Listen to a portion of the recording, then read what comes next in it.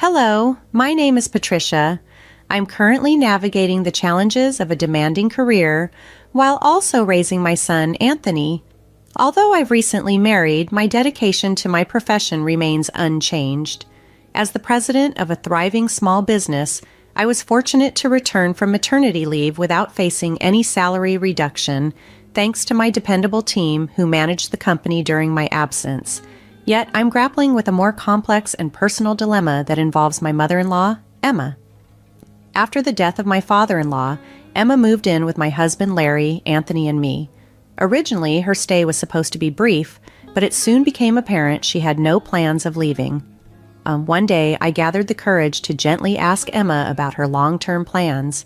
Surprisingly, she responded by raising her voice and crying, accusing me of wanting her out of our home. This left me both shocked and confused. Larry, having heard our conversation, rushed to console Emma.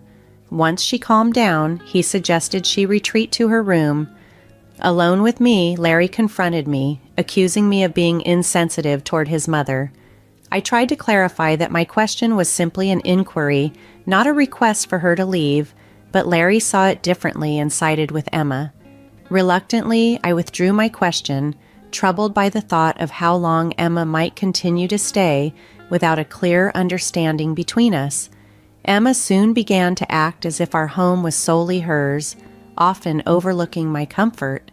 Then, unexpectedly, she announced her decision to give up her ancestral home and move all her possessions into our house. That day, a moving truck arrived, driven by Tyler, a no-nonsense yet amiable mover, signaling yet another shift in our household dynamics. This move made me realize the situation might be more permanent than I had initially thought, and it brought new challenges into our already complex living arrangement. I was completely taken aback, my jaw dropping in disbelief. It was supposed to be a special day for Anthony, with a family outing planned to the amusement park. However, Larry abruptly changed our plans, declaring it a day dedicated to unpacking. Anthony, who had been eagerly anticipating our trip to the amusement park, looked back and forth between me and Larry with a near tearful expression, seeking reassurance about our plans. In these sudden changes, I comforted my son, telling him, "Don't worry, we'll definitely go to the amusement park, Anthony." Larry, however, seemed unsure and asked, "Are we going to play instead of unpacking?" I firmly replied that the trip to the amusement park was a long-standing plan, and breaking a promise to our child for the sake of unpacking was unthinkable. I stood firm in my belief that keeping our commitment to Anthony was crucial. The amusement park visit had been scheduled over a month in advance, and we had been looking forward to it, expecting to spend a delightful day as a family. It was completely unexpected when my mother-in-law decided that today was the day she would move her belongings into our house, throwing our plans into disarray. Despite the surprise, I prioritized our family outing over the unpacking. However, my mother-in-law emotionally reacted to my decision, crying excessively and claiming, "Patricia doesn't want to live with me. That's why she's prioritizing her child over me." Tyler, the mover, noticing that the conversation was going nowhere, chimed in, "Well, unpacking can be done anytime. Isn't keeping a promise with your family more important? Also, did you actually inform your daughter-in-law about the move?" His rational words seemed to embarrass my mother-in-law, whose face turned red. Larry just glared at me, torn and uncertain how to react, seemingly leaning towards prioritizing his mother's needs over our planned family outing. Nevertheless, I took Anthony's hand and headed to the amusement park as promised, creating a clear rift between my husband and me. Later, in an unrelated conversation, my mother-in-law nonchalantly asked if I could stay home the upcoming weekend, seemingly oblivious to any plans I might have already made. A wave of irritation welled up inside me, but I managed to maintain my composure and responded with a neutral tone. "Why do you ask?" I inquired, striving to mask my annoyance. She shared her wish to have quality time with Anthony, claiming that my constant presence made it unfair for her. It was clear she had overheard my conversation about planning a mall outing with Anthony for the upcoming weekend. She then suggested that I should skip the trip, proposing that Larry, Anthony, and herself could go without me, leaving me to look after the house on my own. I replied, suggesting a compromise. If you're keen on visiting the mall, why don't we all go together? I hoped this would keep the family united and also allow me to keep a close eye on Anthony, particularly around Emma, whose behavior had recently raised some doubts in my mind. Emma seemed taken aback by my suggestion and displayed a mix of reluctance and disappointment. Voicing her displeasure openly was not an option for her, and with evident reluctance she agreed to the new plan. At the mall, I was picking out clothes for Anthony, mindful of how quickly children grow.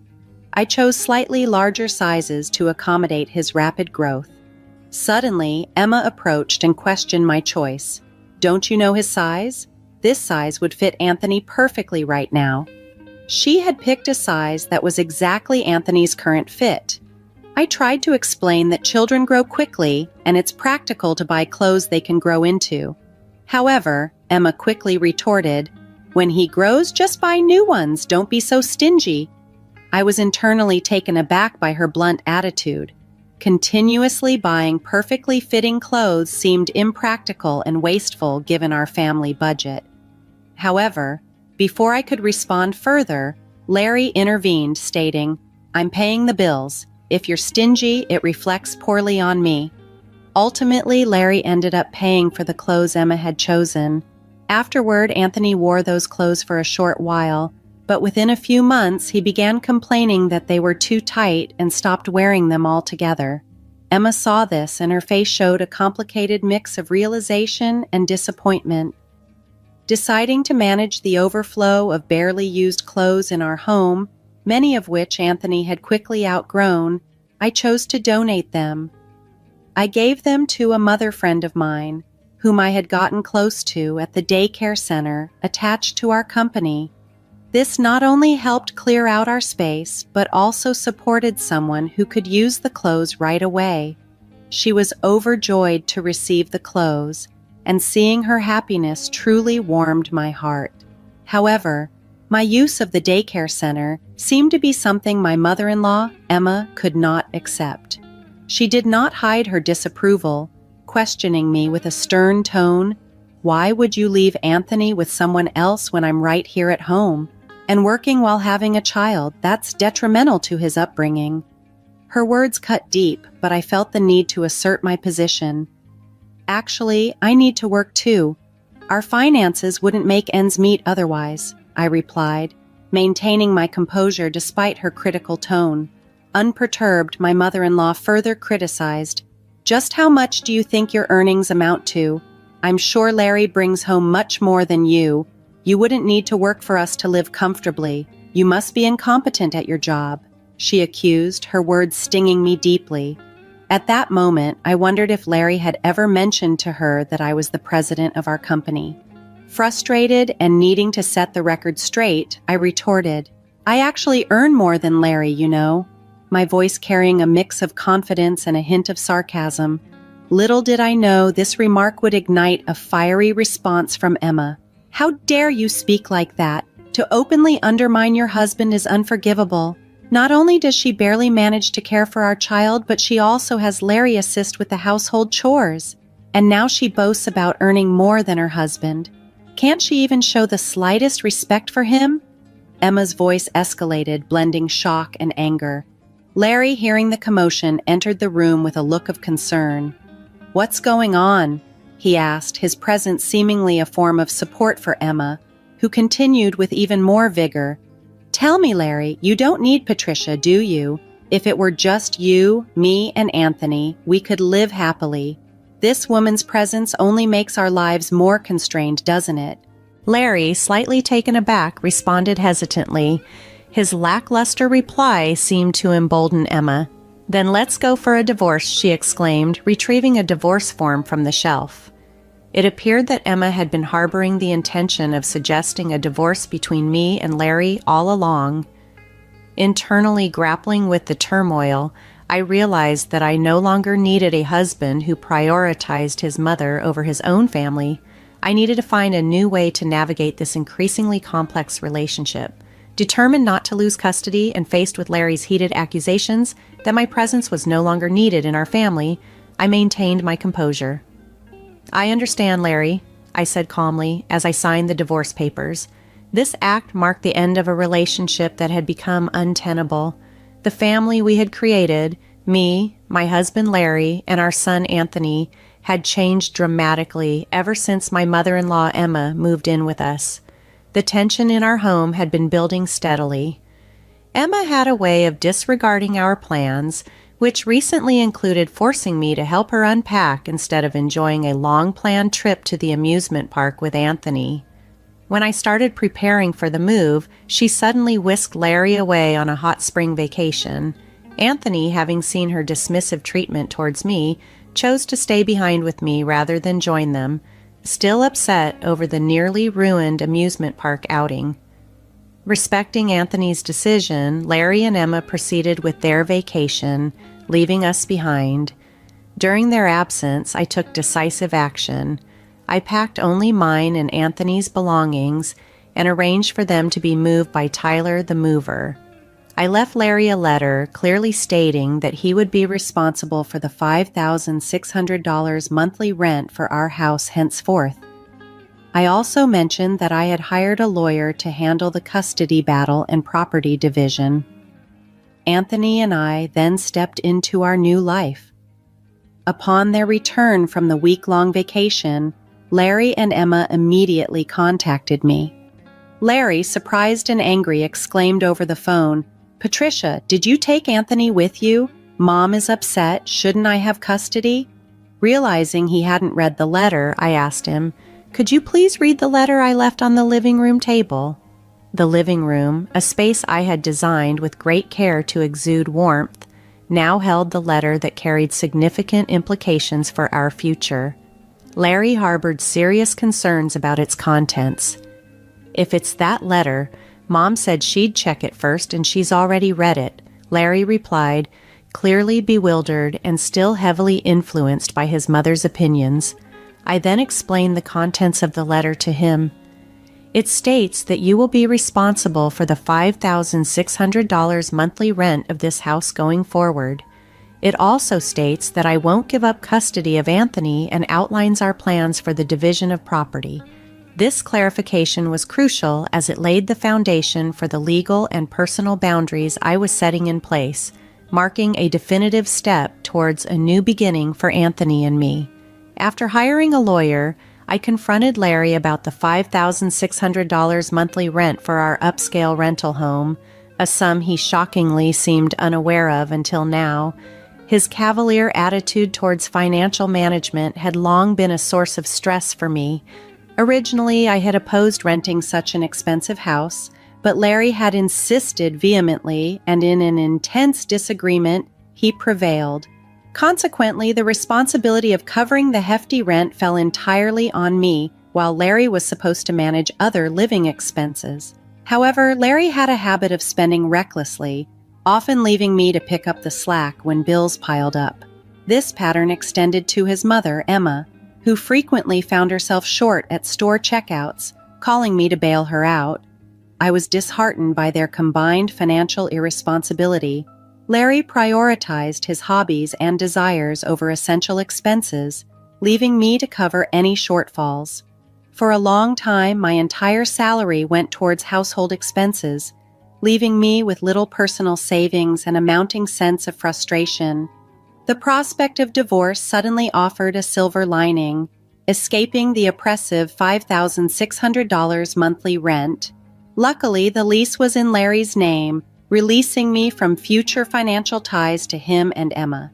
Yet when I informed Larry that he would need to continue paying the rent, he was incredulous. "Why should I pay? I don't live there anymore and we're divorced. Emma even told me to leave the house, so I have no obligation to pay rent," he argued. In a desperate plea for help, Larry reached out to me, but Emma interjected with unwarranted confidence, asserting, "Even without you, we can manage the rent." The amount you paid is nothing for Larry. I was astounded by her delusion.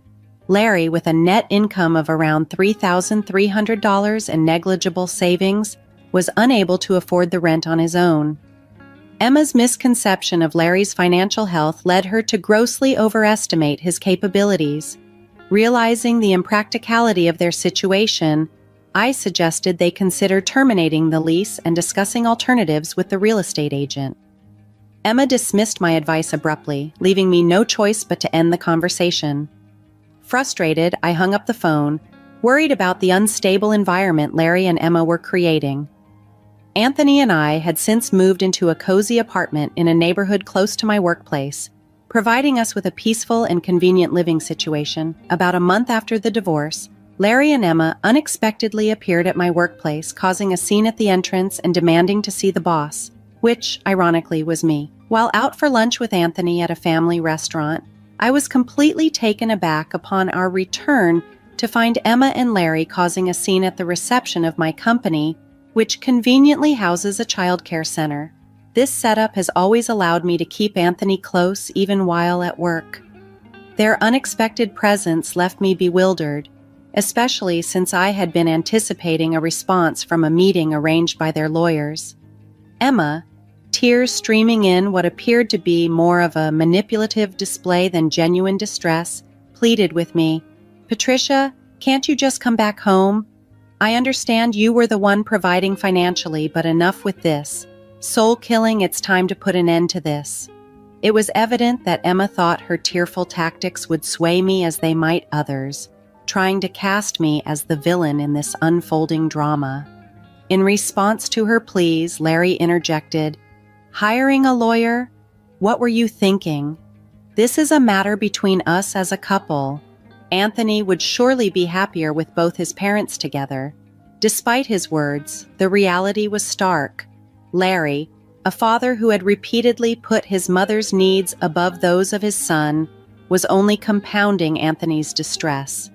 Weighed down by the situation but resolved to maintain my stance, I turned to Larry and stated firmly, yet calmly, "We're divorced. We're strangers now. If you have something to say, please do it through a lawyer."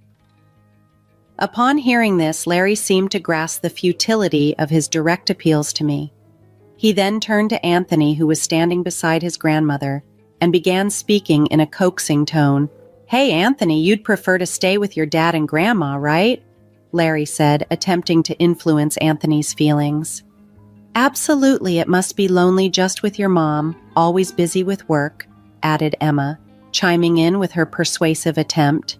This unsettling exchange frightened Anthony, who then hid behind me, seeking comfort and protection. The scene highlighted the emotional tug-of-war he was being subjected to, a painful reminder of the complexities we were navigating in our new reality.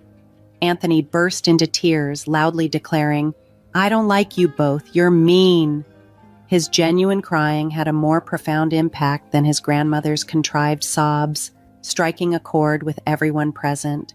Employees from nearby offices quickly gathered, drawn by the noise. They stepped in and firmly ushered Larry and his mother out of the building, restoring some peace to the chaotic scene.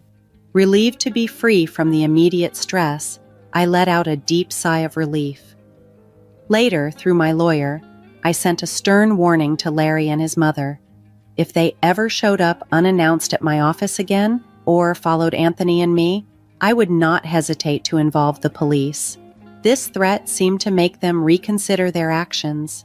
Larry and his mother, who had been living in a home with a $5,600 monthly rent, found themselves forced to abandon their upscale lifestyle for a more modest apartment. The real challenge for Larry began soon after. He had often bragged to his colleagues about his lavish living situation, and now, fearful of them discovering his move to a humble apartment, he impulsively quit his job without discussing it with his mother. This rash decision only fueled his mother's fury. Now, out of necessity, both had to find new jobs. Despite their employment, their days were marred by constant bickering and blaming each other for their downgraded circumstances. They struggled to make ends meet and found it difficult to keep up with child support payments. As for me, I continued to thrive in my career. Anthony, growing up without his father's consistent presence, developed into a strong and dependable young man. In my heart, I always knew that even without such an unreliable father figure, I was fully capable of raising my son admirably. Our lives, though changed, moved forward with resilience and a focus on the future.